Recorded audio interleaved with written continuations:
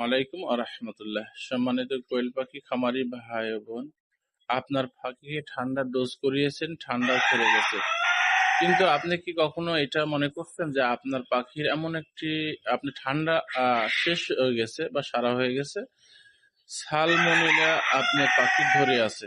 এটা কিন্তু গোপন রোগ। এটা কিন্তু ওই মেডিসিন যদি আপনি ঠান্ডার মেডিসিনের মধ্যে না দেন, তাহলে সালমোনেলা ছাড়বে না কিন্তু। তাহলে ওইখান থেকে আপনার পাখি ঠান্ডা সেরে গেছে, কিন্তু সালমোনিয়া থাকার কারণে ওইখান থেকে আবার ঠান্ডা ধরে যাবে।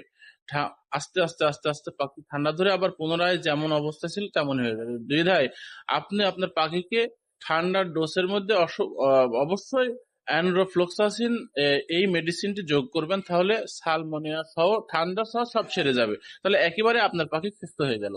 কারণ আপনার সমস্ত পাখিকে আপনি ঠান্ডার ডোজ করিয়েছেন, পাখি সুস্থ হয়ে গেছে দেখতে পাচ্ছেন, কিন্তু সালমোনেলার আপনি মেডিসিনটা যোগ না করার কারণে পাখির সালমোনেলা এটা গোপন রোগ থেকে গেছে।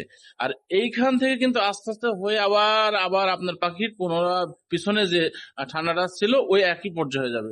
বিধায় আপনি ওই ঠান্ডার যে মেডিসিন গুলো আপনি ব্যবহার করেছেন, আপনার পাখিকে সুস্থ করে তুলেছিলেন, ওর মধ্যে শুধু অ্যানরোফ্লক্সাসিন এই মেডিসিনটি আপনি যোগ করে দিবেন, তাহলে পাখি ঠান্ডাও সেরে গেল, সালমোনেলাও সেরে গেল, পাখি সুস্থ হয়ে গেল। আসসালামু আলাইকুম রহমতুল্লাহ।